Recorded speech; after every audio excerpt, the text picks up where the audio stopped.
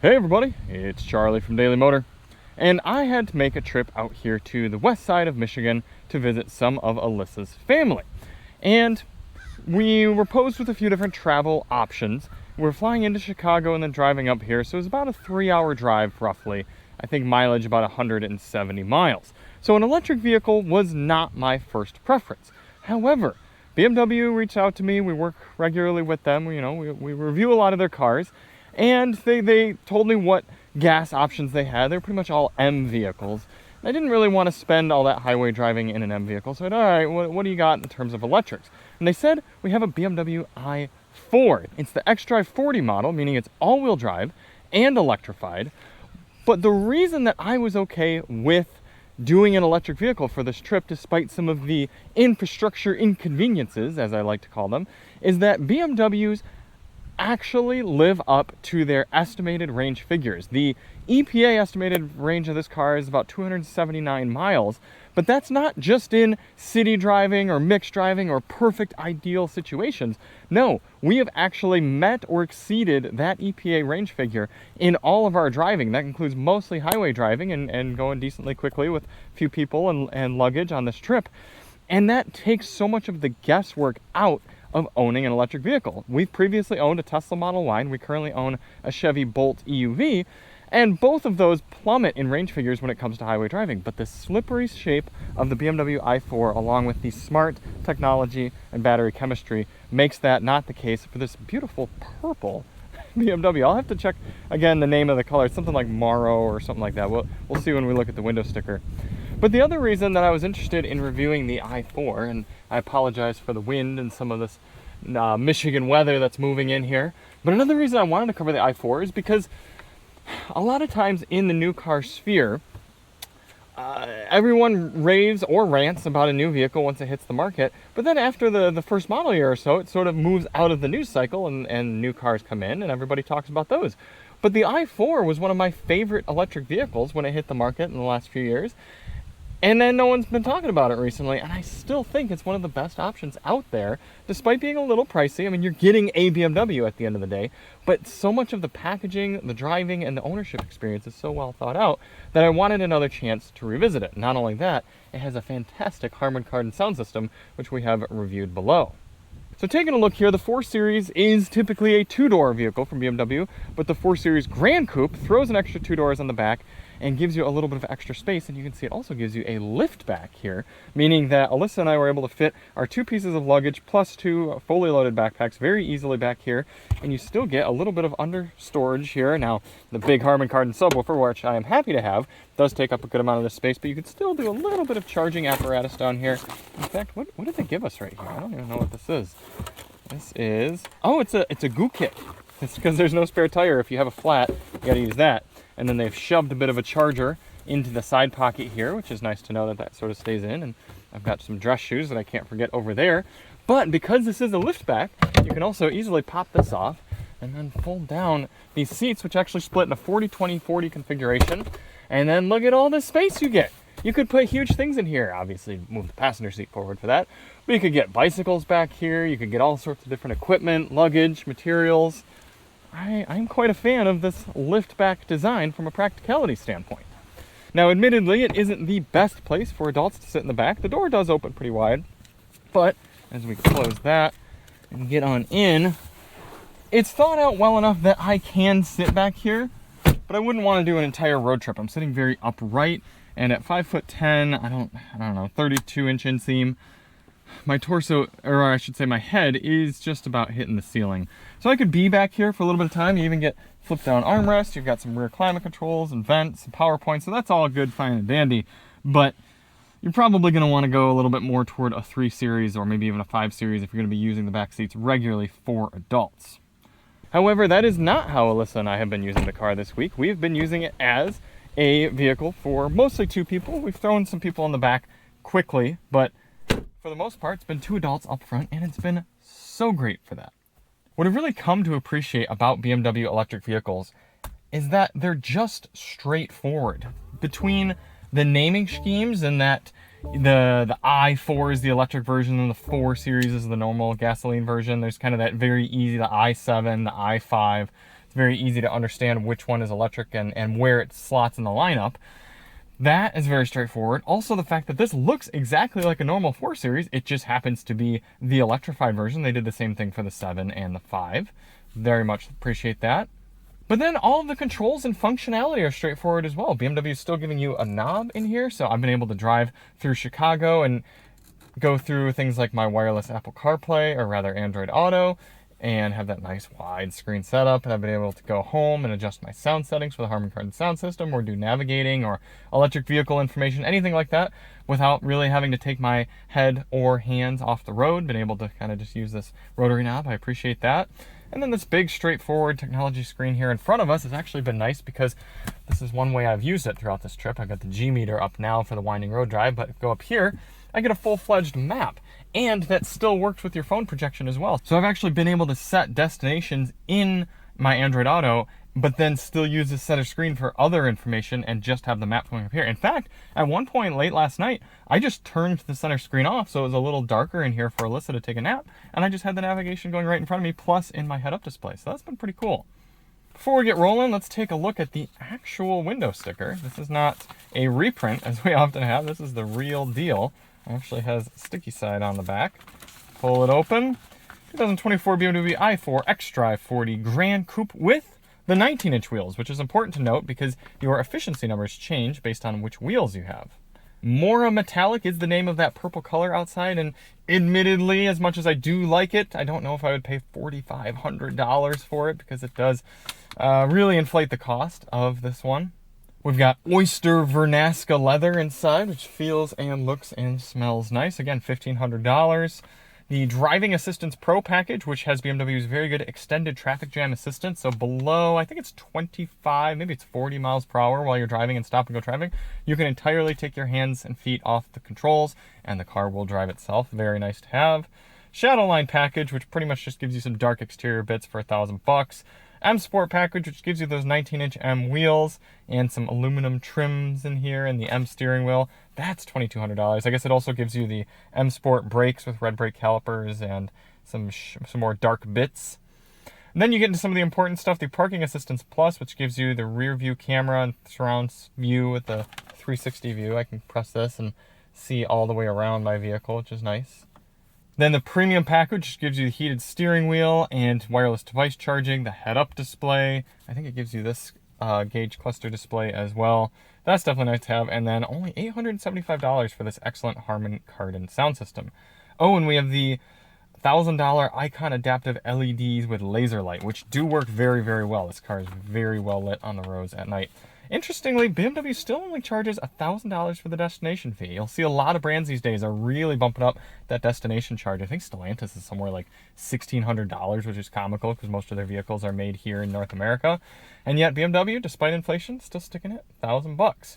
So this one, as you're seeing it, is 78 grand. But if you just eliminated the M Sport package, the nice colors, and the Shadowline package, you could be much closer to $70,000.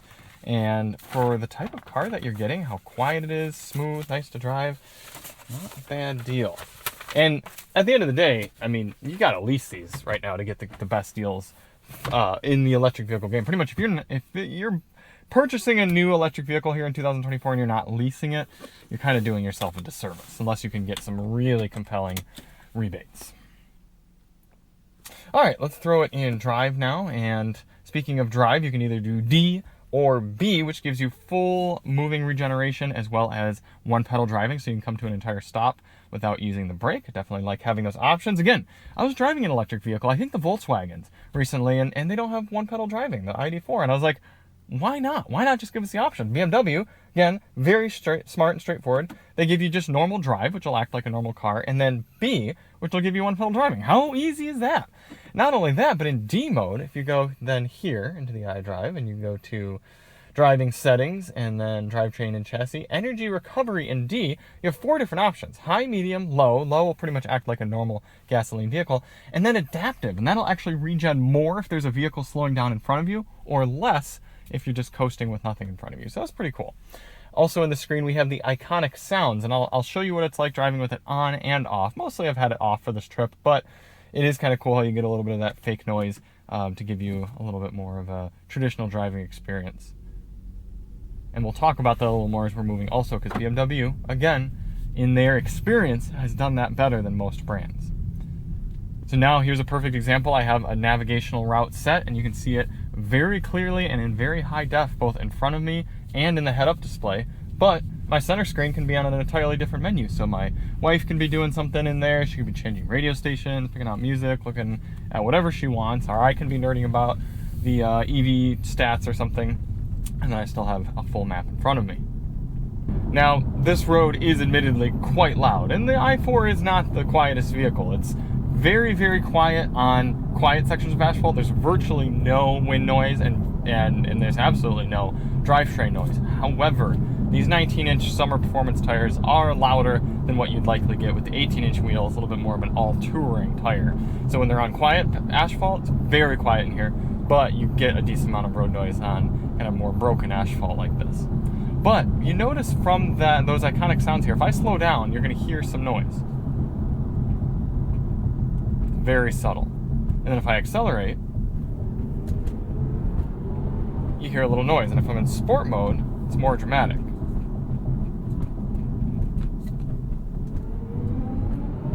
However, when I release the throttle of the accelerator,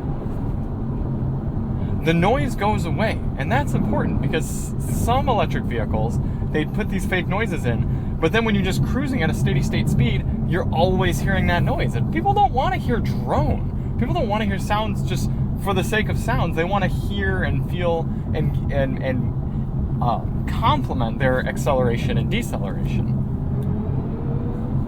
But when I'm just driving normal, I don't need that extra noise. And so BMW is smart to make it make noise when you're accelerating, but then get it out of the way when you're just cruising at steady state speed. Now, this is not the M version of the i4. They have still not a full M, but they have the M50i. And that car is properly quick, fast, powerful, and can handle decently well. It's a bit porky, but it's fun to throw around. This one, though, is still plenty quick.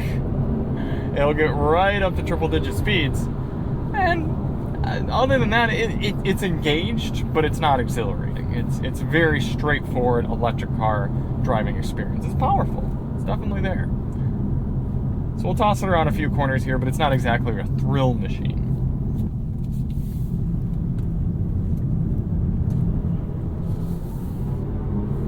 So we might as well go back into sport.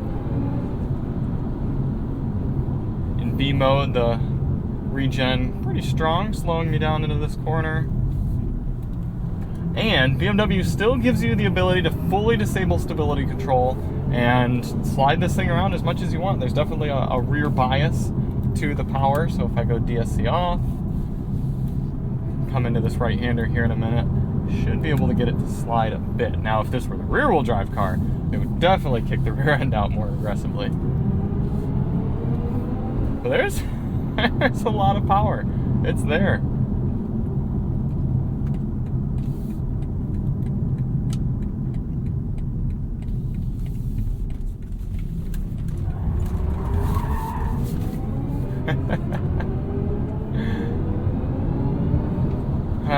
But that's not how we've been driving the i4. We've been in either Comfort or Eco Pro and just cruising. And that is what I've really appreciated about the BMW electric vehicles, especially in this use case where we've been traveling and having to see family and going from point A to point B to point C and covering distances in shortened amounts of time, is it's so nice seeing that range figure in the bottom right that does adapt to my driving style. You'll probably see it go up as we drive back into town here because I'm not driving as quickly. In fact, it's already gone up 1 mile.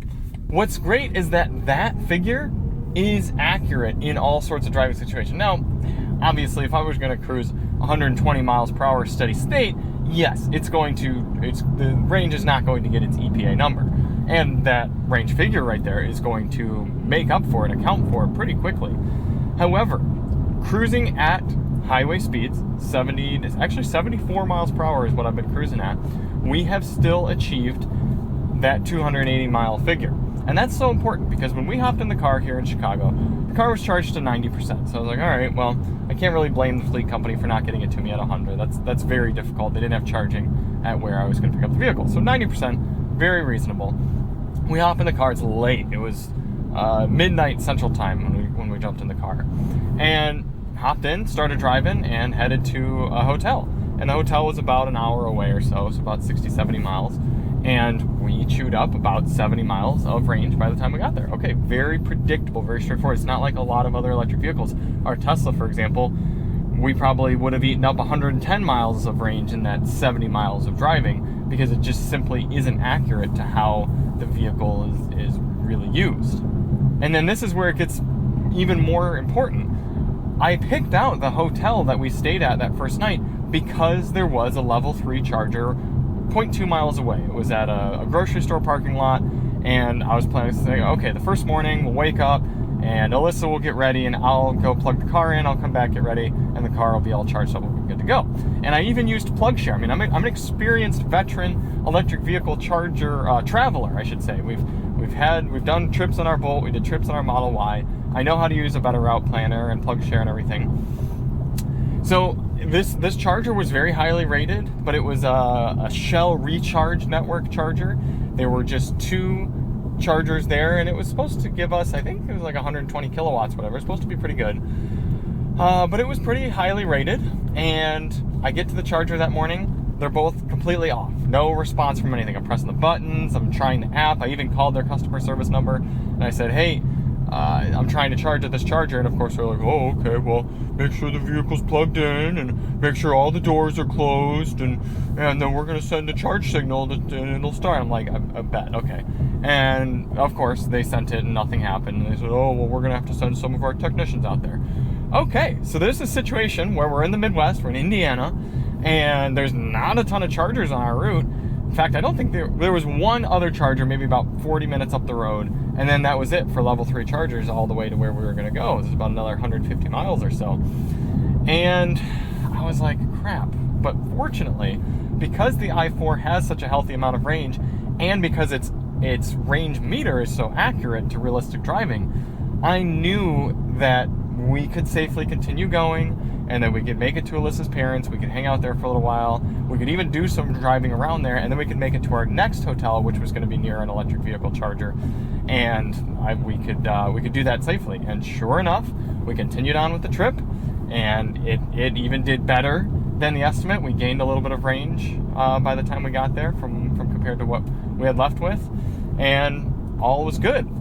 Then, forward on to the next morning, and there were the second hotel that I picked out did not have charging at it. There are very few chargers at hotels around here in Michigan, but about half a mile away there was a dealership with 2 level 3 chargers, and I knew they weren't the quickest. It said 60 kilowatts. Fair enough. Again, I was planning on doing the same thing. I'll plug it in, Alyssa and I will get some breakfast and everything, and then we'll be charged up and good to go. However, that next morning, which was this morning, we get there and I plug in, and it's only charging at 30 kilowatts, even though they were 60 kilowatt chargers. And we had tested out the charger next to it the night before and confirmed that it was charging at 60 kilowatts. However, the dealership was charging a vehicle at that charger, and the one that was open was only running at 30 kilowatts. So, okay, we got to change our plans a little bit. We couldn't sit at the charger as long as I had planned on for that morning. It wasn't going to get as much juice. But, again, because the i4 is predictable, I was able to know, okay, well, we can realistically get away with only charging for this long, and then we can do our driving that we need to do today and get back, and I can put it on the charger much earlier, and we can make sure we're all charged up. So that long-winded moral is to say, EV charging infrastructure still stinks here in 2024. We still did. I did a road trip with Ioniq 6 earlier this year, had issues with the Electrify America charger, and then I'm doing this trip here with the i4, and it still stinks. It's still getting burned by the infrastructure. But because BMW at least builds a straightforward and more realistic sort of use case electric vehicle here, I can rely on it being predictable and and accurate. And so I knew what sort of numbers I was working with, and I really do appreciate that. So we've got another few days here with the i4. We're gonna wrap things up on our drive back to the airport. on Friday, and I'll fill you in a little bit more on sort of the comforts, the sound system, and any more observations we do have on the car. But so far, still liking time here with the i4. If you drive in areas with a lot of stop and go traffic, it's likely worth it to you to get the option on the new BMWs for the Active Driving Assist Plus, because when you're below 40 miles per hour in stop and go traffic, the car will drive for you. As you can see here, I've got no hands on the wheel, no feet on the controls. Below 40, it'll entirely drive for you, and then once you get above 40, it beeps very nicely at you and lets you know, okay, it's time to start taking over. Hopefully we're gonna get, well, not that I want to be sitting in stop and go traffic, but if we do get the other opportunity sitting in stop and go traffic here coming into Chicago to show you that system in action some more, I will. But it definitely shows that BMW is on the track to have a full-fledged semi-autonomous driving system, or really autonomous driving system, as soon as they can. But at least below 40 miles per hour, it definitely alleviates the stress of being in stop and go traffic, because the car not only takes away the controls for you and drives for you, but it actually does a pretty darn good job with the accelerating and the decelerating. It doesn't feel like a clunky system doing it for you. So I've used it in other BMWs before, but in the electric BMWs, it's just that much smoother. Many hours and many miles done here in the i4 xDrive40, and my opinion stays the same. This is a fantastic electric vehicle option. Today we've had to come into very busy Friday rush hour traffic outside of Chicago getting into ORD, and we've spent about more than an hour than we planned and wanted to stuck in traffic here and on the highway. And between the Active Driving Assist Plus and the well-calibrated powertrain and the accuracy of the charge and kind of the range figure down there, it's made what could have been a very frustrating trip less frustrating. Now, that being said, and then again, I hate to be a bit of a broken record with the electric vehicle infrastructure, but it's still so poor here in 2024. There were, I think, one,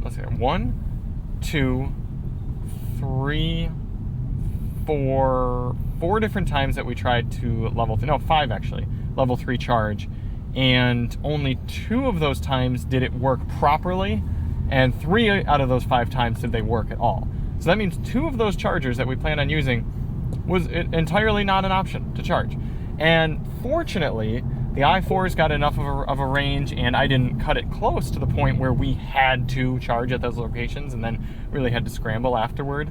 But the last charger that we had pulled into here, where I was just gonna add a little extra charge in the car so that the person picking it up wasn't running on fumes, that charger, somebody was stopped there, and there were actually 2 charger stalls, and one of them was down, and it was a red charger network, so it wasn't like EA or ChargePoint where I could have seen beforehand that it was down. So one was down, and the other was being taken up by an F-150 Lightning, and the charge was complete. So there was a Blazer EV waiting behind this F-150 Lightning, and I talked to the individual in the Blazer EV, and he said, yeah, I mean, we really need this charge. We planned on stopping here. We can't go on. And so he's waiting for this guy in this Lightning to finish up, even though the charger is done, and the other charger doesn't work. And I was very thankful that I knew confidently that we could still get here to the airport despite whatever sort of traffic was going to be, and we'd still be okay. And then not only that, to add insult to injury, as Alyssa, who, by the way, is here, as Alyssa and I were getting onto the highway from that last charger that didn't work, we passed an entire supercharger from Tesla, Tesla supercharger stand. And there were 10 different chargers and only one of them being used. So if we owned a Tesla, we would have been able to see right on the screen that, oh, hey, there's a supercharger right here, and it's got 9 different stalls open. We'll pull right in, we'll run inside, we'll use the bathroom, we'll come back out, everything would be good to go. We'd continue moving. But instead, you had an F-150 Lightning and a Blazer EV, 2 newer, very good electric vehicles, fighting for this one singular working charger off the highway versus the 10 Tesla chargers that were right there, the superchargers. So I still maintain that even though I would rather have this i4 over something like a Model 3 or a Model S, if I had to own an electric vehicle right now in 2024, that was my primary mode of transportation, I would still choose a Tesla because of that supercharger network. Now, I fully recognize that the supercharger network is being opened up to non-Tesla vehicles, and I think Fords are one of the first ones. So really, I don't know why that Lightning didn't just head over to the supercharger. Maybe he didn't know, or maybe he didn't have an adapter or something. But it is a shame here that you have somebody like BMW who's been building really compelling and competitive electric vehicles for over 10 years now, since the start of the i3 and the i8. And they have one of the most polished and easy to use and enjoyable to own electric vehicle solutions here with this i4. And if you don't have level 2 charging at home, and you need to charge regularly on road trips, it's going to be more of a frustrating experience than some of the competition. But outside of the charging experience, I've thoroughly enjoyed the time with the car. It is still one of the ones that I would recommend. And as we went through the options list earlier here in the video, I would ditch the 19-inch wheels. I do think it'd be a good bit quieter. I mean, you hear how much quieter it is here now on this asphalt versus the stuff we were on earlier in the video, but I really think the 18-inch wheels would be quieter. Other than that, I mean, the Harman Kardon sound system is an absolute must. It's a fantastic sound system. The infotainment has worked so well. It's been great having the maps and the navigation, and even though the climate control is one click away there to adjust everything, I haven't particularly minded it since it is so quick to respond. Other than that, yeah, the i4 is still high up on one of the electric vehicles that I would be happy to own. So thank you all so much for watching. If you do want to see more on the i4, check the link below. We've had a few of the different trims back at DMHQ in 2022. And yeah, hopefully I'll get back into one here before too long. I'd really like to try the 35E, because that's where the value play is, and that's where you can get some really, really competitive lease deals. But I don't know, we'll have to see if they have any back at home. And we'll see you on the next one. I'm Charlie from Daily Motor, and as always, drive on.